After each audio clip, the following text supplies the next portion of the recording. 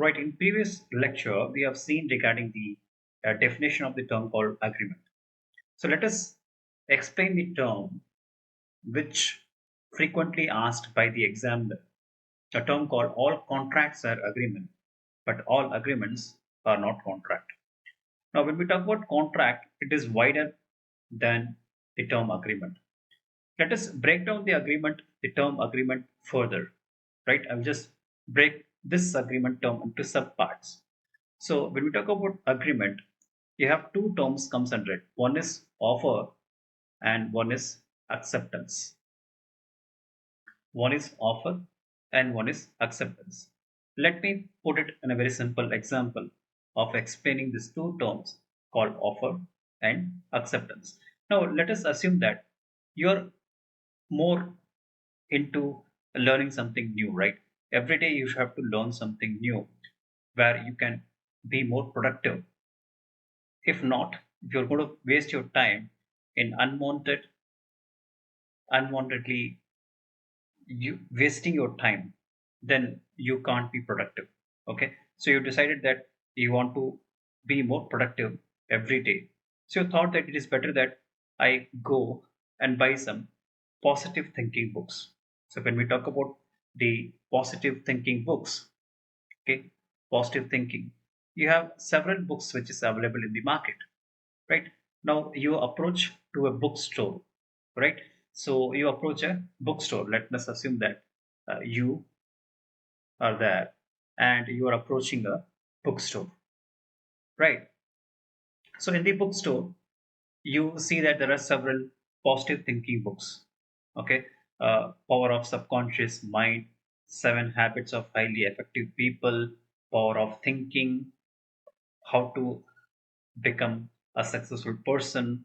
You have several books listed out of here, and in that bookstore, you find that one of the book which you found is very impressive for you, and you thought to buy that particular book, and you found that that book name is You Can Win, right? You found a book called You Can Win by Shiv Kera. Shiv Kera.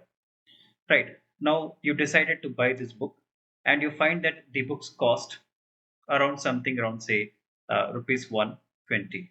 Okay. With whole of the discount which is offered by the bookstore. Now in the bookstore there will be a shopkeeper. Definitely there will be a shopkeeper sitting over there. And now, now let us break down this simple example with the help of the offer and acceptance. Now, when we talk about offer, in this case, we can say that the shopkeeper has displayed the book with a price tag of rupees 120 of a book called You Can Win. Now, in this case, the shopkeeper normally what he does is that he's displaying the book in his bookstore, right? This act of displaying the book with a price is like it is like shopkeeper's offer. Here, what actually offer is given is that the book's price is rupees 120 and the book name is You Can Win. This is the offer given by a shopkeeper in his bookstore. So, in legal term, we can say it is a clearly a proposal made by a shopkeeper to you to buy the book. Now, what is you? You are the customer, right? You are the customer. Here, the shopkeeper has displayed the book. That is, he's offering a book to he's offering a proposal to you to buy a book, right? So when the proposal is given by the shopkeeper to you, there is some intention which is created in your mind. So what type of intention has been created that you are more attracted or more getting more impressed to intentionally to buy the book called You Can Win, right? Now once you have accepted, you are interested in purchasing the book at the price which is listed, which is comes around 120. Okay, you take the book and go to the counter, right? You go to the counter of the bookstore and you indicate and you wish to buy, sir. I'm going to buy this book. I got very impressed by the book You Can Win, and I will buy it for take it for 120. Now, what you have done is that you have accepted the offer. The offer is given by the shopkeeper. Shopkeeper has given the offer and you accepted the offer. right? And you have bought the book. So acceptance is the agreement where the by the one party, that is you, in terms of offer creating a binding contract. So they're existing where the contract is being bind between both of you. So this can be said as a very simple definition of an agreement where you have two more further terms. One is offer and one is acceptance. So in the scenario is very simple. A contract has been formed, a binding agreement between you and the shopkeeper has been found, right? Shopkeeper is giving you the proposal of displaying the book in the bookstore, and you are accepting the offer by buying the book, where you both have come into a contract that is binding an agreement. Now let us come into this particular term.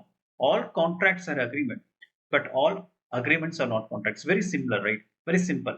All contracts are agreement, but all agreements are not contract. Now, when we talk about contract, contract is a little bit wider term, right? So when you talk about the contract, there are some conditions to be fulfilled. Then it becomes a contract. If these conditions are not fulfilled, then it is not a contract.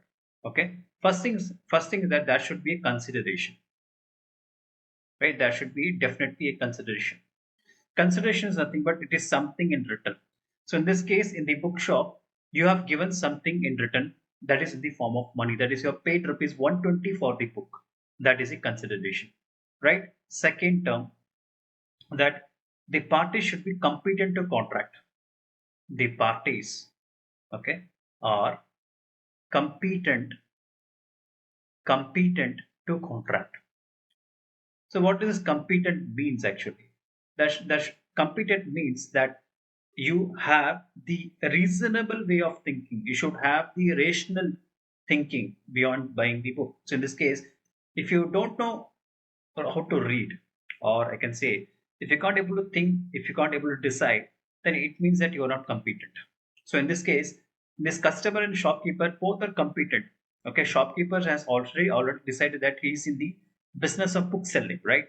And you are a customer, you are more interested in buying the positive based book. You are more clear in your thoughts. Okay, that it means that you are competent also.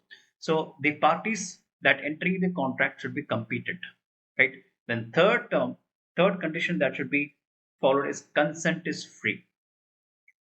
Consent is free. Okay. Here in the bookshop, I can say books here shopkeeper is not forcing you to buy the book. Okay. It is you who have intentively become more impressed by buying the book. Right. Now shopkeeper has not said that definitely you have to buy the book from my shop itself. That is not free consent. Okay, so in this case the consent should be free. That is very important. Okay, யாரும் யார் மேல stress பண்ணக்கூடாது. No one should force. யாரும் யார் மேல force பண்ணக்கூடாது. Force பண்ணி எந்த செயலும் செய்யக்கூடாது. அப்போ கன்சென்ட் ஃப்ரீயா இருக்கும், right? Then fourth condition which comes is that the object is lawful. Whatever is been done, it should be legally enforceable, right? So when we talk about this four conditions should be satisfied to an agreement to become a contract. ஒரு agreement எப்போ contract ஆகணும்னா இந்த 4 condition satisfy ஆனாதான் ஒரு agreement வந்து கான்ட்ராக்டா மாறும். That is a simple thing, right? So இப்போ இந்த simple definition வந்து எல்லா அக்ரிமெண்ட்டும் கான்ட்ராக்டா ஆகாது. ஸோ எல்லா கான்ட்ராக்டும் அக்ரிமெண்ட் கண்டிப்பா ஆகும். ஏன்னா இந்த எல்லா கண்டிஷன்ஸும் ஃபுல்ஃபில் ஆகும்.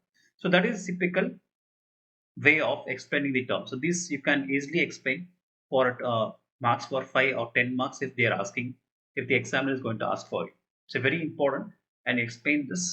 You can write the points and explain and justify with the example of this bookstore with a customer buying a book from a shopkeeper.